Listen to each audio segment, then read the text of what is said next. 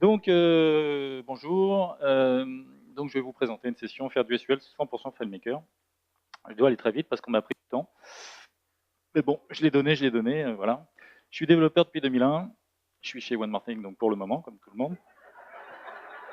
Et il y a marqué Fino. Oui, je fais du sponsoring pour Finfino. Ils m'ont payé une bière pour ça aussi, en fait. Il faut le savoir. J'ai pas payé grand-chose hier. Et je suis certifié 12 et 13. J'ai pas le temps, je suis pressé, donc je passe sur mes hobbies rapidement. Si ça vous intéresse, vous pouvez venir me voir après. Euh, voilà. Donc il y a un de ces hobbies qui est un vrai hobby en fait, donc je vous laisse deviner lequel. Agenda, la théorique, la théorie et la pratique. Jusque là, ça va assez vite. Donc le SQL et FileMaker. Comment faire du SQL avec FileMaker? Donc on a l'action de script exécuter SQL depuis la version 9, je crois. Donc il faut définir des sources de données externes, un driver au DBC. Et donc on peut éventuellement faire du SQL avec de cette manière. Il y a le calcul exécute SQL depuis la 12 qui permet de faire uniquement des selects. Et puis on peut se servir de plugins. Mais Boris vient de dire qu'on n'avait pas le droit de se servir de plugins, que c'était pas bien, que c'était pas une bonne pratique. Donc est-ce qu'il y a moyen de faire du SQL sans se servir de tout ça? La réponse est oui, puisque je suis là. Qu'est-ce qui manque, enfin, quelle est la difficulté, quelle est la différence entre le SQL et puis FileMaker? Ça vient d'être dit aussi, c'est répété souvent. Pardon, c'est mon slide d'après. Qu'est-ce qui manque quand on fait du SQL avec la fonction FQL de FileMaker? Il manque quand même pas mal de choses puisqu'on peut faire que des selects. Donc il nous manque les fonctions pour faire insert, créer des enregistrements, les modifier et les supprimer. Tout ceci dû principalement à un problème de contexte. Voilà. Donc l'idée, y a-t-il une solution? Suspense, je laisse quelques temps. J'ai eu l'idée simplement de me servir de Perform Script on Server pour dire qu'on va tout simplement faire un script qu'on va faire tourner sur le serveur et on va faire un seul paramètre et ce paramètre c'est la requête SQL dont on veut qu'elle s'exécute. Alors quand je dis qu'il n'y a pas de contexte, en fait c'est simplement on va envoyer au serveur, on va lui demander de faire un script et c'est lui qui va changer de contexte. Donc on ne va pas le voir, mais il y a de toute façon un changement de contexte. Il va se rendre à l'endroit dans FileMaker où il est nécessaire d'intervenir, il va faire ce qu'il a à faire et il va nous rendre un résultat. Et comme je le disais, on met la requête SQL dans le paramètre. La variable, c'est la requête SQL brute. Et ensuite, une fois que ça arrive sur le serveur, le script du serveur, dans un premier temps, il va détricoter cette variable, puisqu'elle n'est pas utilisable en l'état, pour faire du parsing. C'est-à-dire, Tanguy, signification de parsing? Analyse, tout à fait. Pour analyser cette syntaxe et en faire quelque chose de plus utilisable. Donc, comme je ne suis pas encore super fort en club, je pense que ça va le devenir. Pour l'instant, ça sera du XML.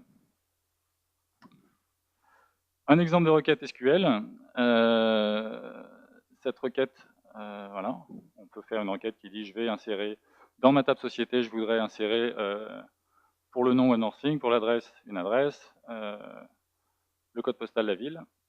Et en fait, l'idée c'est de transformer après parsing en quelque chose comme ça, qui sera toujours la même chose et que le script serveur pourra utiliser beaucoup plus facilement. Démonstration.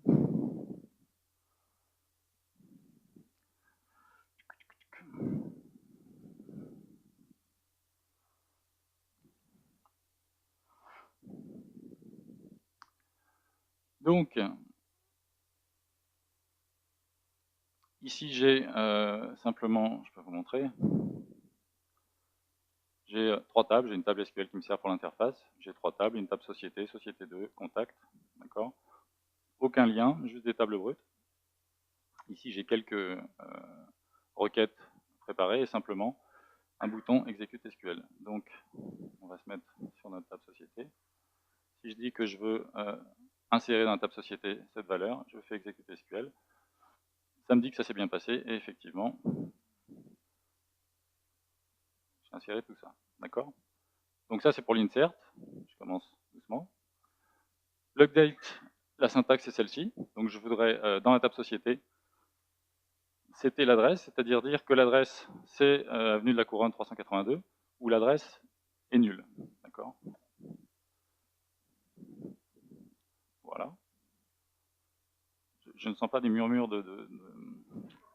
d'admiration, d'approbation, mais je continue. Ah, merci. Et, comment? C'est gentil, Bernard. Merci. Et dernière opération, delete. Je voudrais supprimer la société, le nom de la société Webmancing, je voudrais supprimer l'enregistrement. Et de la même façon, c'est supprimé. Bon.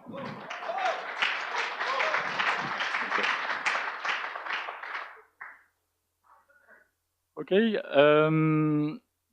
On peut faire un peu plus compliqué, enfin plus compliqué. Quand on fait un insert, on peut mettre les valeurs les unes derrière les autres avec cette syntaxe, c'est-à-dire je mets entre parenthèses, je mets une virgule, je mets d'autres parenthèses, ça va me faire plusieurs lignes d'enregistrement. De la même façon, alors pardon, c'était société 2, je voulais vous montrer que simplement, un des avantages c'est qu'on change. Simplement, je l'avais mis dans la table société 2 qui est derrière, mais en fait je le voulais dans la table société, je refais execute SQL, 2 fois, 3 fois, etc. Donc je peux mettre ces données. Et je peux le faire aussi dans la table contact. D'accord? Donc, il travaille chez Heineken, non? Enfin, c'est ce qu'il m'a dit hier soir. Et donc, de la même façon, je peux faire des inserts, je peux updater, je peux faire ce que je veux. D'accord? C'est des requêtes qui sont pré-préparées, mais je peux simplement... ici, j'ai fait un petit outil qui dit... voilà, où je peux taper directement mes requêtes. Et mettre... j'ai fait un petit outil un peu plus simple pour aller chercher les choses. Et puis, mettre ce que j'ai à mettre et changer. Donc, vous vous dites tous, comment fait-il? Donc on va faire le débugger. J'aime cette interactivité avec le public, c'est... Donc, simplement pour voir que, on va aller voir dans les scripts, déjà dans un premier temps, des scripts de navigation, tout simple, en fait ça tourne autour de deux scripts, dont un qui ne fait que appeler un script sur le serveur, avec comme paramètre la requête. Et en fait c'est ce script-là qui fait tout, d'accord? Avec ici tout de suite, comme je vous le disais, une fonction, je vais mettre en fonction perso, mais une fonction qui va permettre simplement de construire mon XML avec des choses un peu plus identifiables pour le serveur, pour dire, par exemple, la fonction c'est soit insert, c'est soit update, soit delete, donc ça permet de se repérer. Et une fois que j'ai tout ça, bah, j'ai simplement des cas qui disent, bah, si ma fonction c'est insert, bah, je vais faire tout ça, je vais faire un nouvel enregistrement. Si c'est un update, je vais rechercher l'enregistrement et le modifier, d'accord, avec des boucles en fonction, puisque je peux avoir plusieurs champs à updater. Et puis ici, pareil, je recherche l'enregistrement, si je dois le supprimer, je le supprime, avec une détection d'erreur. Donc, gestion d'erreur égale, je ne sais plus où je l'ai mis, ici. Donc j'ai bien mis, mais normalement, tous les principaux cas d'erreur sont traités et on détecte les erreurs pour les renvoyer dans le résultat du script, ce qui permet également... Non, je ne vais pas l'enregistrer.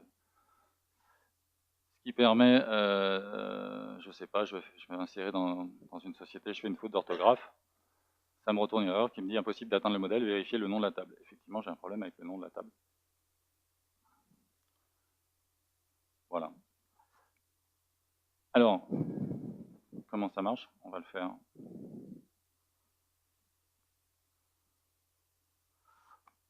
Au débugger, je lance mon script. Donc j'exécute un script client. D'accord, ce script client ne fait qu'exécuter, appeler tout de suite un script serveur, qui est celui-ci.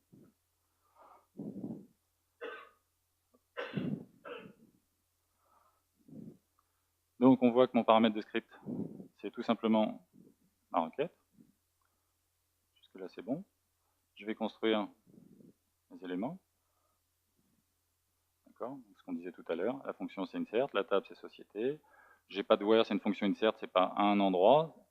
Et par contre, j'ai des valeurs et des colonnes. Donc là, il serait intéressant de le mettre sous forme de club, très certainement. Puisqu'en fait, on a des valeurs et on a des parents et des enfants à l'intérieur. C'est-à-dire que j'ai du XML, mais j'ai des balises qui pourraient dire qu'est-ce que j'ai comme valeur, et j'ai une autre liste. J'ai ensuite une liste de valeurs à l'intérieur. On pourrait décliner. Donc ça pourrait être plus intéressant. Parce qu'évidemment, si quelqu'un vient me mettre un pourcentage, pipe pourcentage dans les données, ça marchera beaucoup moins bien. J'ai créé mes variables avec la fonction XML_toVar. D'accord. Et puis en plus, ensuite simplement ce que j'expliquais tout à l'heure. Des colonnes des valeurs qui sont ici. Mes colonnes, ce sont les noms des rubriques. Les valeurs, c'est ce que je dois mettre dedans. Okay.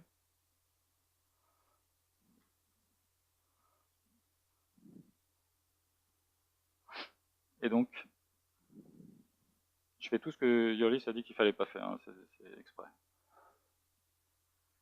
Ok, je suis bien arrivé jusque-là. Je fais un nouvel enregistrement, etc. Je boucle. En l'occurrence, je boucle uniquement au niveau des valeurs. J'ai qu'un enregistrement à créer.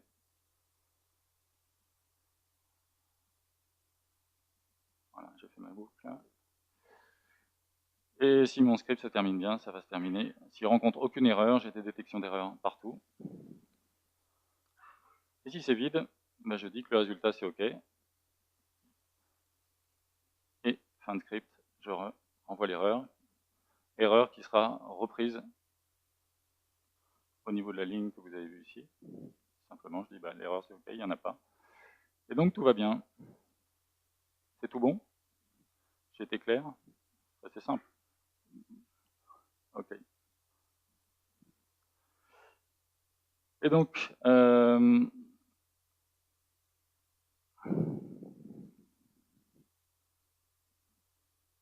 conclusion, à quoi cela sert-il? Au départ, j'avais mis à rien. C'était un petit peu dur avec moi-même. En même temps, c'est bien de faire quelque chose pour une fois qui sert à rien. Il y a toujours ce stress de devoir faire quelque chose d'utile, donc faire des trucs qui servent à rien. C'est pas que ça sert à rien, mais c'est difficilement exploitable. C'est-à-dire que en même temps, il ne faut pas utiliser de plugin, etc. Mais tout ce que j'ai fait, c'est des requêtes assez simples. Si vous m'aviez demandé des requêtes avec, je parle même pas de jointure, mais des requêtes avec des where, un, or, like, %, etc. C'est pas géré et en fait, donc il faudrait, comment dire, il faudrait travailler énormément sur le parsing et toutes les erreurs qui en découleraient pour arriver à parser, repérer où est le un, le or, le construire et en même temps améliorer mon script serveur puisqu'il y a beaucoup plus de cas de figure. À ce moment-là, j'aurai beaucoup plus de cycles et de boucles pour arriver à faire mes requêtes. Donc, je pense qu'il y a un très gros boulot derrière pour vouloir reconstruire quelque chose qui finalement, depuis que FileMaker Server existe, depuis la 13, je crois, le driver ODBC, le partage ODBC est activé. Donc on peut tout à fait, avec un driver ODBC, parler soi-même à la base et faire exactement la même chose, sans problème. Il y a quand même des notions importantes. C'est l'utilisation de Perform Script and Server avec des paramètres structurés. Donc là, ce qui serait intéressant, à mon avis, c'est que, alors, quelque chose d'intéressant, c'est que quelqu'un qui arrive du monde SQL, il pourrait à la limite faire des requêtes. Et ce qu'on veut faire est très lisible quand on connaît un petit peu le SQL. Mais on pourrait imaginer faire sa propre structure, qu'on n'ait pas à parser, pour faire quelque chose de beaucoup plus puissant, c'est-à-dire on construit tout de suite une variable structurée avec des fonctions pour les envoyer sur le script server. C'est le script server qui se débrouille et qui renvoie un résultat. Il y a quand même une simplicité, une économie de code. Vous avez vu qu'il y a en fait un seul script et il se débrouille avec un paramètre. On peut donc s'inspirer du système sur certains développements. Bon, c'était une sorte de petite conclusion prospective vers l'avenir. Je trouve que c'était bien pour finir ma présentation. Voilà. Ouais. Vous avez des questions? Si, vas-y. Ça marche avec la fonction SQL debug ou pas? Fonction SQL debug? Oui. Absolument pas. Non. Pardon. Pas d'autres questions? Je veux dire des vraies questions? Merci.